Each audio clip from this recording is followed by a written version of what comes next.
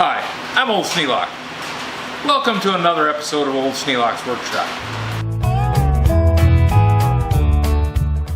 Well, I spent the last week taking care of problems caused by squirrels. I have now a hunting license for the state of Michigan, so I can hunt small game. That's one of the things about living in Michigan. In Michigan, since 2023, the rules for hunting have changed.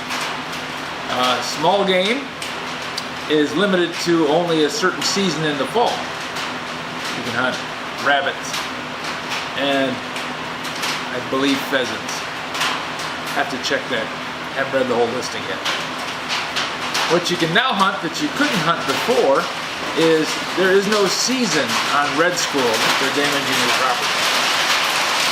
You can shoot box squirrels, red squirrels, chipmunks, small rodents if they're damaging your property, along with woodchucks. Which is nice, but I am still in that exclusion zone around the school. I can't use guns. But it doesn't stop me from trapping. And trapping consists of small game. The big difference is now, since I've been doing some studying, I found out that you can only catch and kill, or kill while you're catching them. You can't catch an animal and release it somewhere else. You have to kill it where it's caught, which goes against my basic nature, but it is what it is. Laws are laws, and I believe that it's so that we don't spread animal pests to places where they don't belong, or spread disease.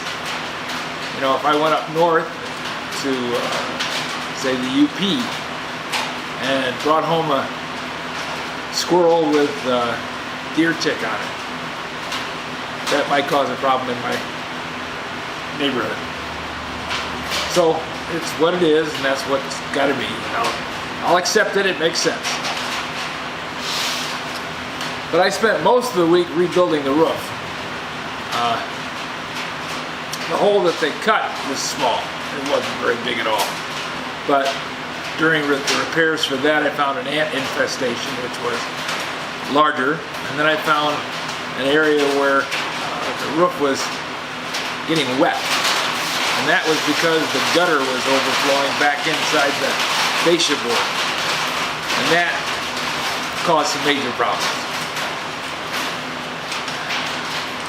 The board that the squirrel ate the hole through, I had to take that off, and that exposed the studs, which exposed the ant infestation. While I repaired the ant infestation, I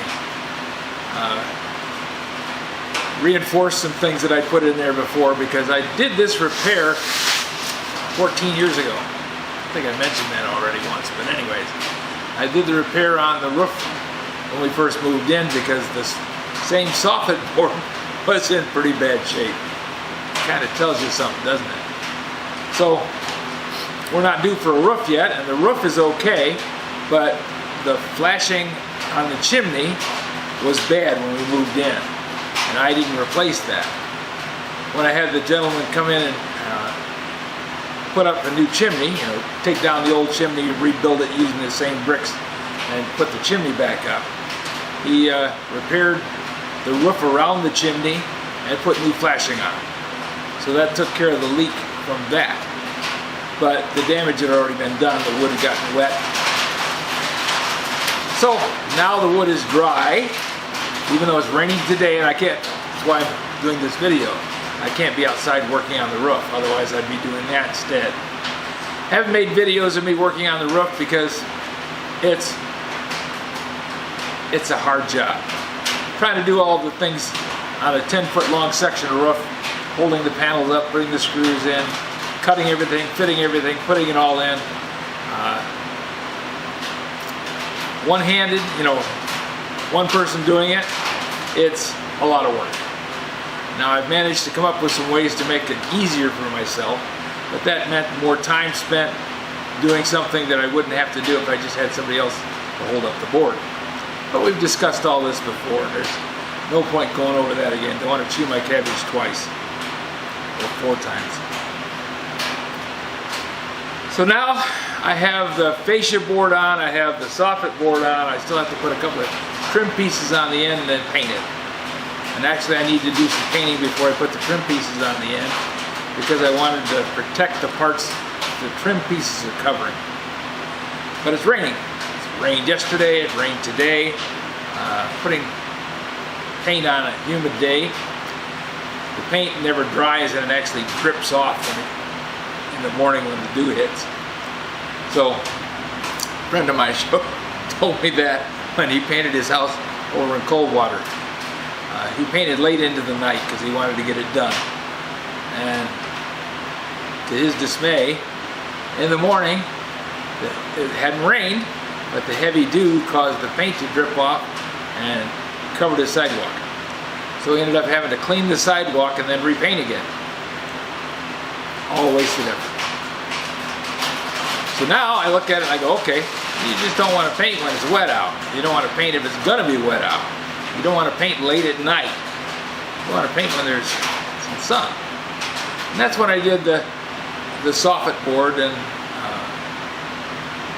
made the pieces and bits that I put up in there.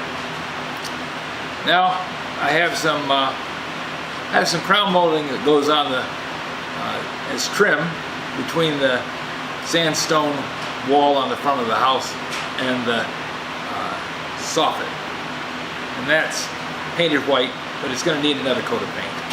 So after I get everything assembled, I'm going to put a primer coat on things. I'm putting it on as I go so that the back side and the edges and ends and everything are all covered.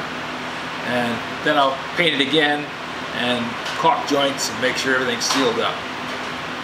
I do need to get a piece of quarter round because I don't have enough quarter round here to do what I want to do, which is around between the soffit board and the fascia board.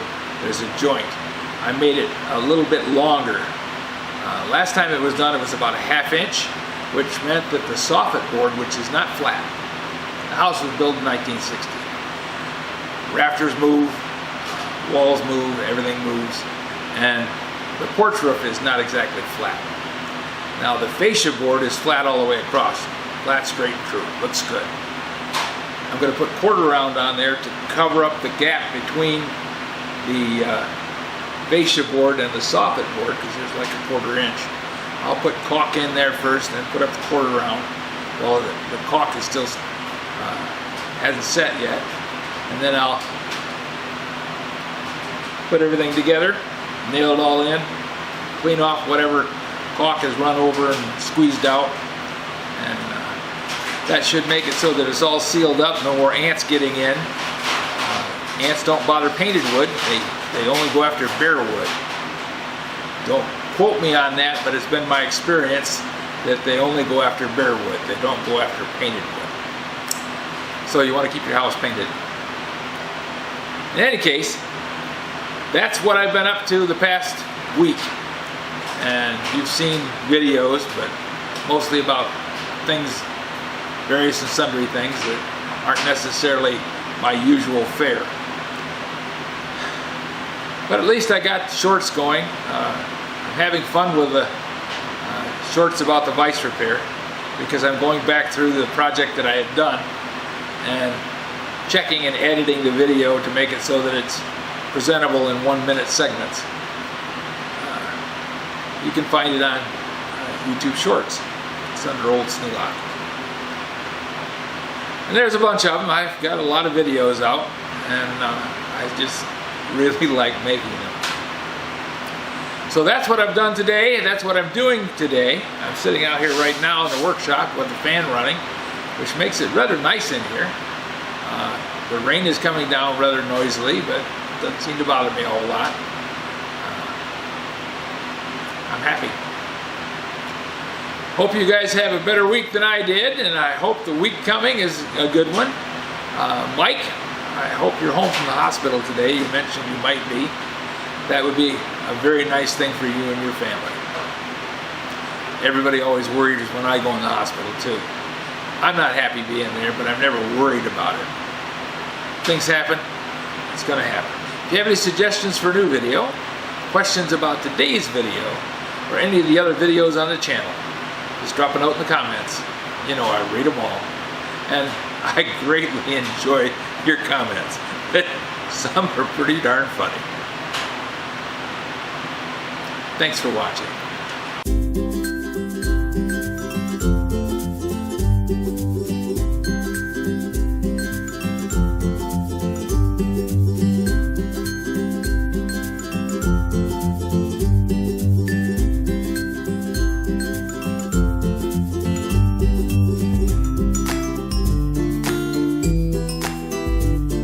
This video is not to be viewed by anyone under the age of 13 in the U.S. or 16 in the European Union without the express written permission of the parents or the legal guardians of the underage person. Such written permission must be on file at the local government entity in charge of enforcing the rules and regulations established by the FTC. Anyone violating these terms is admitting by default that they hold harmless the owners and operators of this channel. Any and all questions should be addressed to your local branch of the FTC.